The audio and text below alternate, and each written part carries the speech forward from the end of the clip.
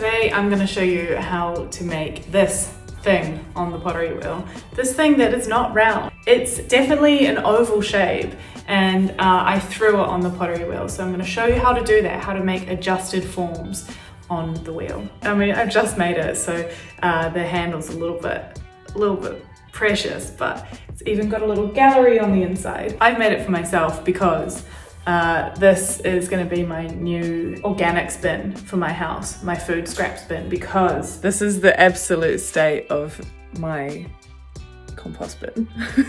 It's just a bowl. It's a bowl with stuff in it, and it's real gross because obviously it just like sits out on the bench. And then sometimes we just use like a yogurt container, like an old yogurt container, which obviously like as a aesthetic girly, I don't like that. I can't abide. I will be emptying this every day though, like every day or every second day, so it's not like it's gonna sit out and just be disgusting all the time. I'm gonna go give this to the worms now because obviously they need it. Oh, I've just spilled coffee on the ground. Fuck. And that's why I need something with a fucking lid.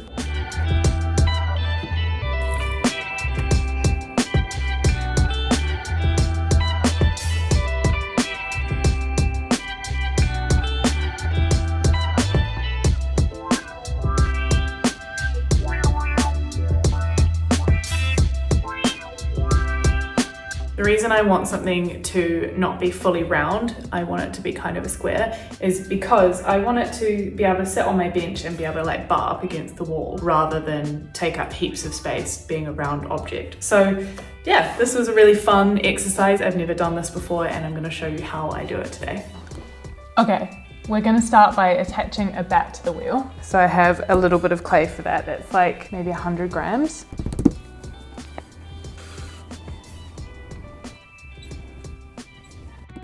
We've got 3 balls of clay that I've wedged up. So we've got this one, which is 1 kilogram. Then I have 2 other balls of clay. One is 400 grams of clay and the other one is about 350, approximate measurements. If you want something bigger than what I end up making, then obviously you should make something bigger. I actually also have another piece of clay that is a 400 gram ball of clay because I've actually already thrown this, you can see it there. I did the lid in a weird way, so I'm going to show you 2 ways of doing a lid today. And I'm just going to talk you through what I'm going to do before I do it. I'm going to make a tube, essentially. So I'm going to open the clay all the way to the bat, and then I'm going to pull a wall up, and you can make it whatever shape you want, but probably just like a straight-sided cylinder is the best. And then I'm going to make a gallery in the lid so that you can rest the lid on the inside, and then I'm going to make a base separately and I'm going to make a lid separately. We're starting with this first ball of clay, the kilogram, which is going to be the body of the piece.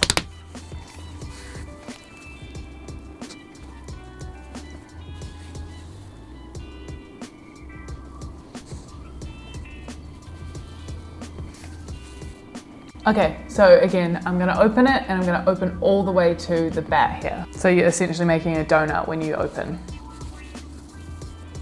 It really feels against the rules when you do that. And I'm going to widen it to around sort of the size that I want it to be, which is actually going to be approximately the outer walls that I have here of this piece. This clay is very hard.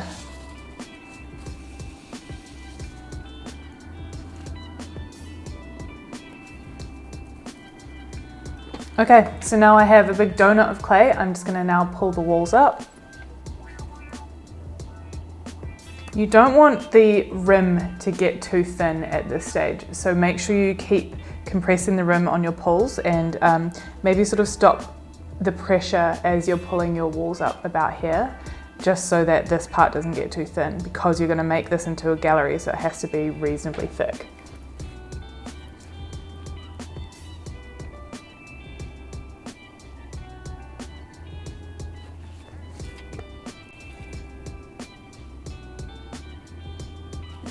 Nice.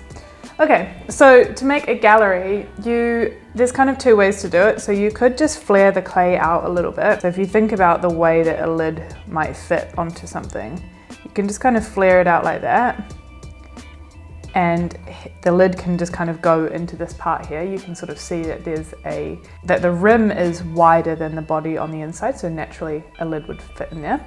But for me, I want the sides to be fairly straight, so I'm going to make the gallery on the inside of the piece. To do that, you essentially want to split the rim into two. So you can do that with your thumb and forefinger and press down halfway between the edge of the rim and just kind of push down, or you can use a wooden knife. I tend to like doing it with a knife tool because, I don't know, I just feel like I have a little bit of control with how I split this rim. I'm going to hold each side of the rim like this just to support it. I'm not squeezing it at all, I'm just supporting. And then I'm just going to press down with the edge of my tool here. You've got to be really steady with it. You just press down, and that has split the rim into a little bit of a gallery, and you just want to tidy that up by kind of compressing them just with your fingers.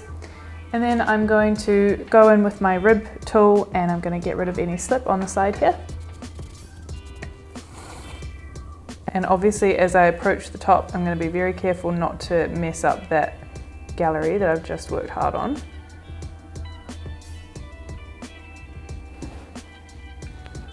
The important thing now is to measure it, because you've got to make sure that the base and the lid are quite a lot wider than these pieces. Grab your ruler, especially if you want to make a few of these at the same size. So we've got 15 centimeters wide, 14 high. You've got to just make sure that the base and the lid are wider than that, so that when this squashes, there's enough space for it to move out. I'm just going to cut this off the wheel.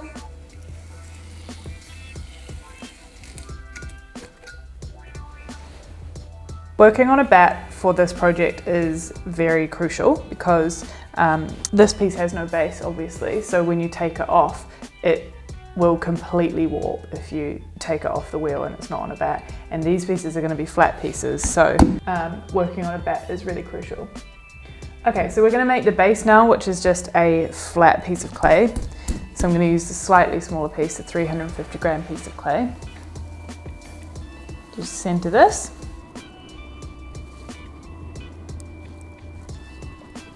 And then you're just going to pull this clay out so that it is at least as wide as 15 centimeters. There's probably some maths that you can do here, but I'm not very good at maths. I'm just going to do it by feel. Make sure that it is, I don't know, maybe 20 centimeters wide.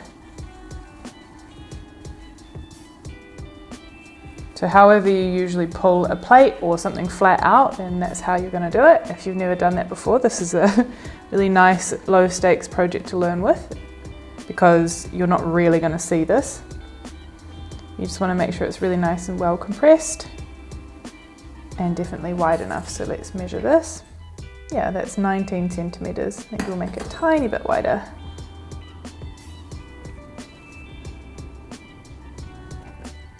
Cool, that's 20 centimeters wide, and that's it. I'm going to now remove this piece from the wheel. So I'm going to go underneath with my wooden knife tool and take my wire, and I'm going to keep the wheel moving as I cut it off so that we don't sort of like drag it up or anything. We just want to cut it off nice and smoothly. That's the base piece done, and now we're going to work on the lid. I'm going to show you the type of lid that I did yesterday, and then I'm going to show you the type of lid that I feel like maybe would have been better.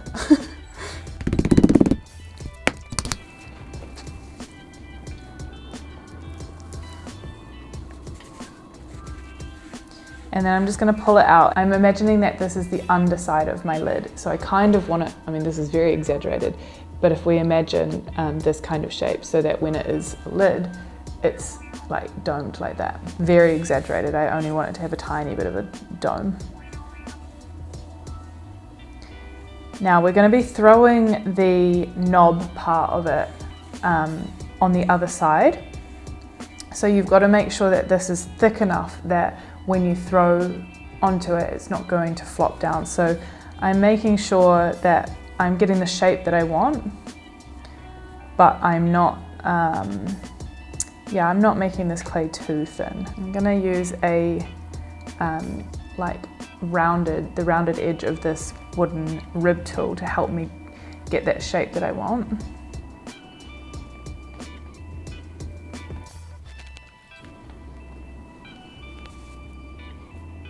But I kind of want a little bit of a spiral shape on the inside, just because it's quite nice. It's nice to see the maker's mark, you know, the maker's hands and kind of where they moved. So I'm just sort of exaggerating that on the inside. And then we're going to measure that to make sure that that is wide enough as well, which it is. And same thing as before, we're just going to take that off the wheel. Last but not least is option 2 for the lid. So this is about 450 grams of clay, a little bit more.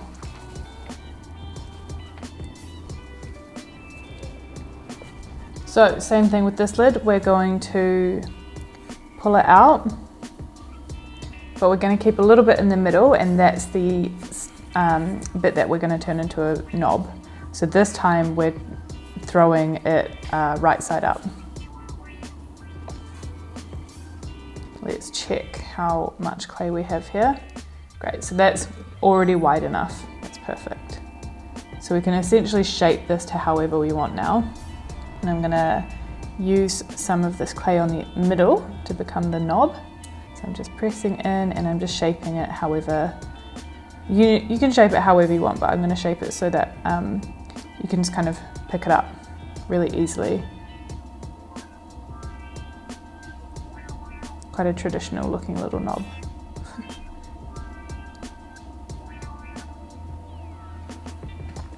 So the way that I've done that is I've just pressed in, kind of made like a little bowl, and then I've flared it out a little bit. And now I'm going to flatten around the edges here so that this can kind of be a slight dome shape. And then you can tidy it all up with your sponge. Again, keep the throwing lines if you want, or you can get rid of them with a rib. I kind of like to keep them at the moment. And I have this like funny shaped sponge on a stick that helps me to sponge areas like that have a bit of a funny angle to them that this sponge won't reach. If you don't have one of these, that's fine. You can like chop another sponge in half, and that sometimes helps because you get the sort of correct angle that you need.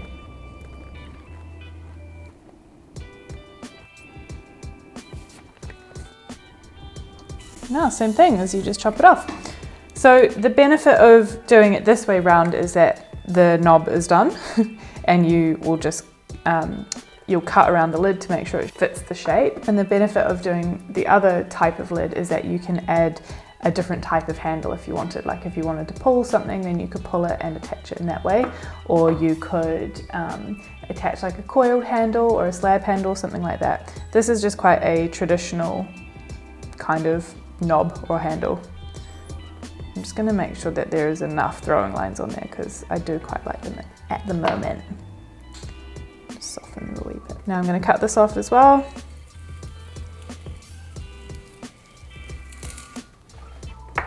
And I'll let this dry. Before we get too far down the rabbit hole of how specifically to make this adjusted shape on the pottery wheel, I just want to take a second to thank today's sponsor, Skillshare. Skillshare is the largest online learning platform for creatives with all sorts of cool classes in things like pottery, illustration, design, marketing, Notion, other productivity things. It was really, really helpful for people who have an appetite for learning. I have been really dipping my toe into different areas of design this year, and I have been loving this class. It's called Intro to UX Design, and it's taught by Cynthia Moore, who works at Google. It's really an incredible class in teaching me the foundations of design. If you don't necessarily know what you want to learn, you can put all your interests into Skillshare and it will pop up with this cool thing called Learning Paths for you, where you have a series of classes that you can go through and learn from. And by following the learning path, you can really master a skill. First 500 people to sign up using my link below will receive a 1-month free trial of Skillshare. So if you really have an appetite for learning and you want to expand your brain, then you should sign up. Thanks so much, Skillshare. This is a sneak peek. You saw it at the start, but you're going to see it again now, and you're going to see it at a different stage, so. Okay, this is where we're at the end of throwing. I actually made this one yesterday, but this is what we got. We've got a tube. When I wired it off, it kind of pulled it slightly oval. I don't know that's kind of showing on the camera, but it is slightly oval, so that's kind of good. We're just gonna take this off the bat and then we're gonna like go back to the, actually we can just kind of do it here. We don't really need to trim anything. That's nice. Let me just set up again. All right, we're back, we're mic'd up. I wasn't gonna talk through this video, but it's kind of nice to. It's nice to tell you what I'm doing. Okay, so this is thrown yesterday and we've got a little bit of dampness at the bottom, which is kind of good. So you want it to dry to leather hard, but not like hard leather hard.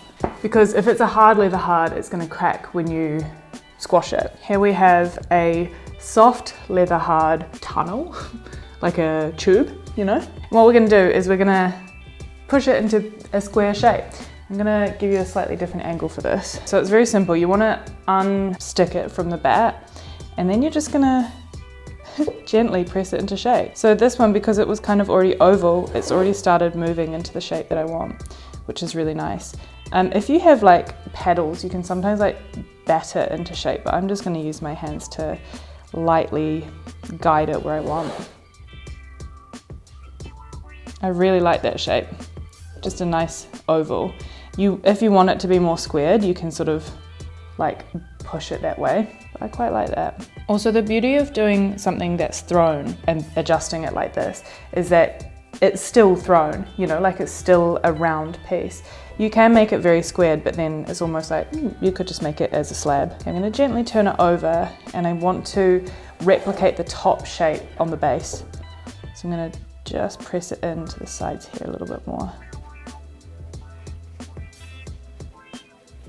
That's where we're at. It's kind of a pill shape, a perfect little oval. I'm gonna turn that back over and then we're gonna transfer it to this piece here. And this is the base piece. I'm happy with that to be the bottom of my piece. If you really don't like the wire through marks, you could maybe give this a quick trim before you do this next step, but I'm happy with that. I'm gonna place this on top of it and I'm gonna trace around where this sits. So I just have a pin tool for that. And so we can see that's the footprint of it. When I cut this out, I'm gonna go slightly to the side of this line, so it's like a slightly bigger shape so that I can trim around this once it's attached. If you trim too far, like inwards, then you're gonna have less space to work with, obviously, and it might not attach properly. So I obviously want this to not have any holes in the bottom, so I'm gonna just go like a few millimeters. So that's the line that I drew, that I traced around, and then that's the line that I'm cutting. So it's like a couple of millimeters extra, just so it gives me a little bit of room to play with. This definitely doesn't have to be perfect because you can trim it off in a minute.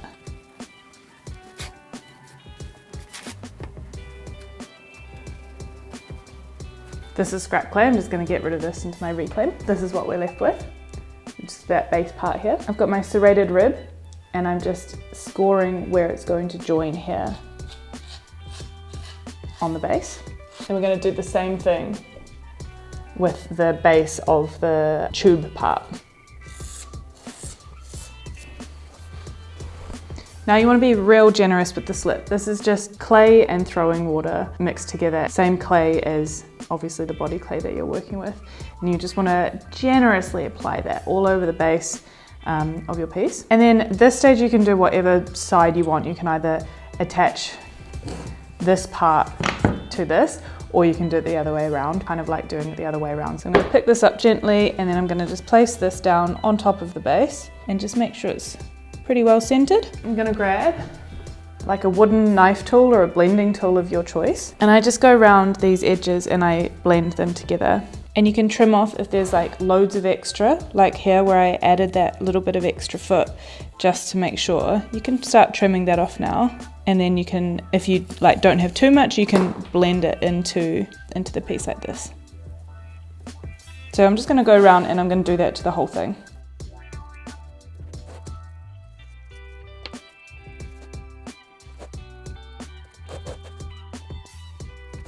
So we can see that it's sort of blended now. It's nicely blended. It's a little bit messy, but we can tidy that up later. Now what we're gonna do is make sure that the inside is blended as well. I'm gonna use, again, this just like any blending tool that you like. You can also use your finger, but you just wanna make sure that that seam is nicely sealed.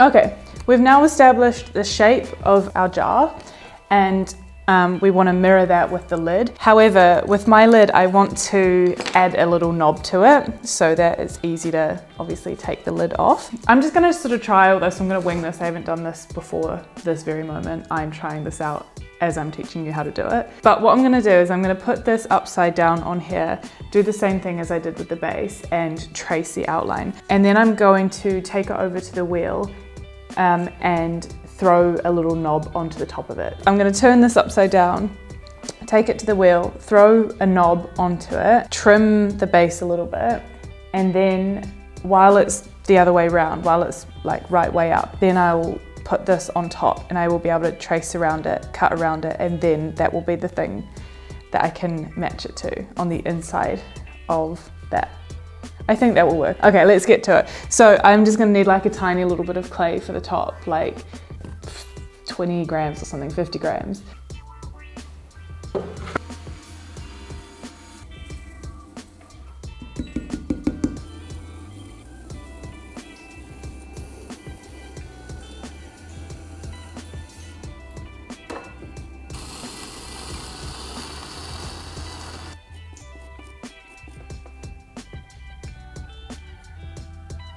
I think this might be too thin to do, which is a real shame, because I don't know if you can see this like moving under my finger here. I'm gonna try it anyway, because the option is, sorry, this mental shot. I guess the other option is I could like pull some handles and attach them that way, but I don't know, I just like the idea of a little knob. I'm gonna give it a go, and if it doesn't work, I'll throw another lid. So I'm scoring and slipping. I don't know if you're meant to do that with like throwing onto leather hard pieces. It's not something I really ever do. I'm just kind of blending this in so that I can just throw this top part and I don't really have to like push down on the clay to get it to center on the lid. And I really don't want to add too much water at all. I want to use as little water as possible because this is thin. So I'm gonna like add water only to the lid part. I mean to the knob part.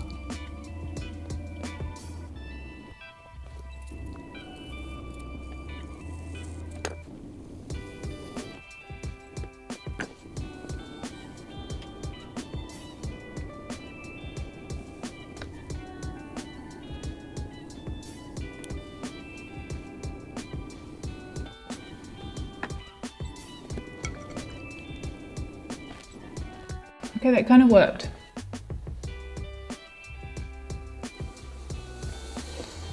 Kind of. Okay, this is very thin and it's had lots of like water added to it, so I'm going to put it back on the back for it to dry for a little while. We'll take this clay off.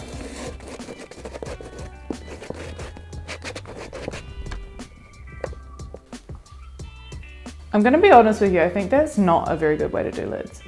Like it's kind of worked, but it wasn't that effective, you know, like it's made this fairly weak now. I kind of want it to dome, so I'm gonna take a risk and I'm gonna put it upside down in here and then just let it dry for a little bit.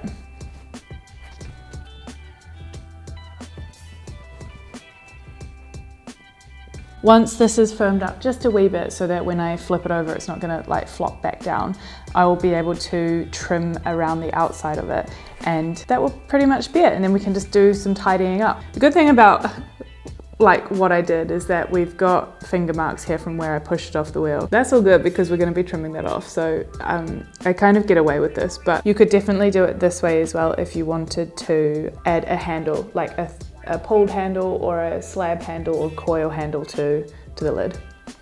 Okay, I'll see you in a bit when this has dried a little bit.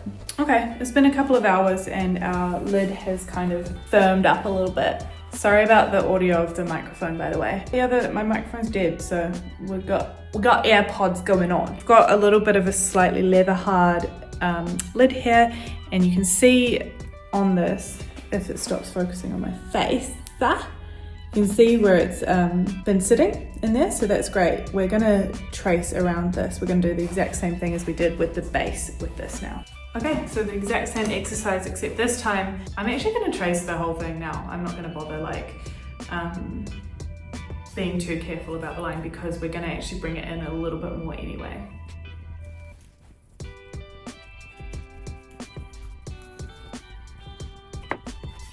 While we're here, I'm also gonna just tidy up the base a tiny bit, and I'm gonna use my rasp. So this is one of my favorite tools for this kind of job. A rasp is just like, I don't know, it's kind of like a shaver.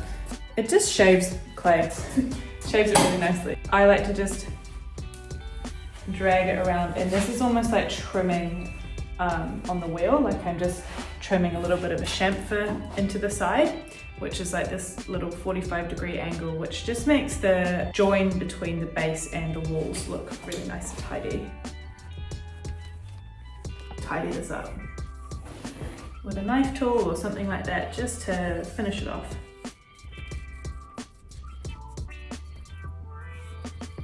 This is sitting on top of the jar, but it's not sitting in the wee gallery. So I'm gonna need to trim off a few millimeters of this lid so that it can fit inside of the gallery. So I'm gonna do that with my rasp tool, and I'm gonna go really slowly until it snugly fits.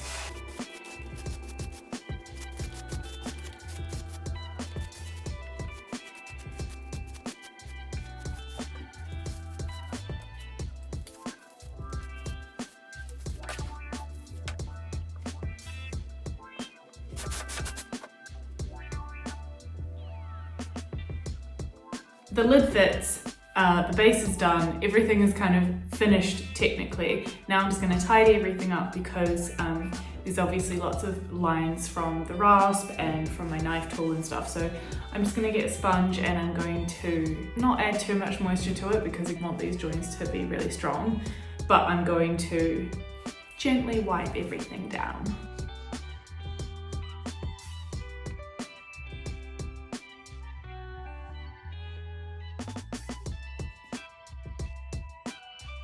Hey, I just wanted to very quickly update you. I've just done a bisque firing and this guy has come out of the firing and it looks fine.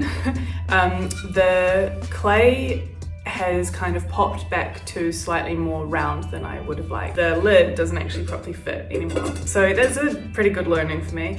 I suspected that might happen before I put it in the kiln. Clay has a memory which sounds a little woo-woo, but it's not that woo-woo. It's just the particles in the clay, like as it was thrown, it remembers that it was round, you know, it knows that that's how it was made, and so it kind of wants to go back to that stage. And you might experience that if you're making something like a slab piece and you pick up the slab and then it ends up warping in that way, like where you've picked it up. It's just the particles have kind of already been there, and so they sort of revert back to that under the stress of the firing and drying and stuff. This is kind of what's happened with this, and the lid, like, it's fine, you know, it's still on there. It's just that it's not a perfect fit as it once was.